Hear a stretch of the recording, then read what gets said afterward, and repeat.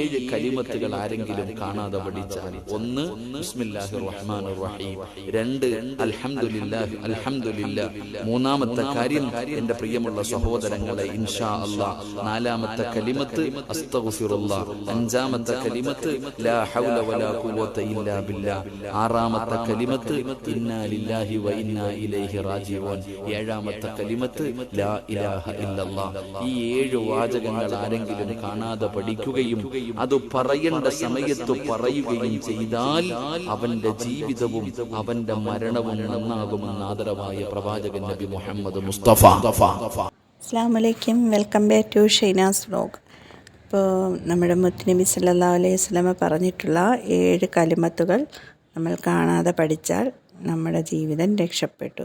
ബിസ്മില്ലാഹിർ റഹ്മാനിർ റഹീം നമ്മൾ എന്ത് കാര്യം തുടങ്ങുമ്പോഴും പറയേണ്ടതാണ്. അൽഹംദുലില്ലാഹ് നമ്മുടെ സന്തോഷം വന്നാലും സങ്കടം വന്നാലും നമ്മൾ പറയുക.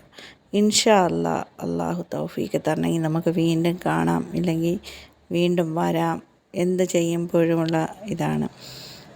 അസ്തഗ്ഫിറുല്ലാഹ് നമ്മൾ തെറ്റ് ചെയ്തിട്ടുണ്ടെങ്കിൽ പൊറുക്കപ്പെടുന്നതിനെ തേടുന്നതാണ് അസ്തഗ്ഫിറുല്ലാഹ്. ലാ ഹൗല വലാ ഖുവത ഇല്ലാ ബില്ലാഹിൽ അലിയിൽ അദീം എന്ന് വെച്ചാൽ ബലാമുസിയത്തേട് മാറാൻ വേണ്ടി. ഇന്നാ ലില്ലാഹി വ ഇന്നാ ഇലൈഹി റാജിഊൻ നമുക്ക് ദുഃഖവാർത്ത കേൾക്കുമ്പോഴും മരണ വാർത്ത കേൾക്കുമ്പോഴും നമുക്കിത് പറയാനുള്ളതാണ്. ലാ ഇലാഹ ഇല്ലല്ലാഹ് നമുക്ക് ഏത് സമയവും ഇത് നമുക്ക് പറയാം. അള്ളാഹുവിൻ്റെ അടുത്ത് ഏറ്റവും കൂടുതൽ സ്ഥാനം കിട്ടുന്ന ഒന്നാണ് ലാ ഇലാഹ ഇല്ലല്ലാഹ്. അപ്പോൾ ഈ 7 കലിമത്തുകൾ നമ്മൾ നമ്മുടെ ജീവിതത്തിൽ ഉപകാരപ്പെടുത്തുക. Thank you for watching.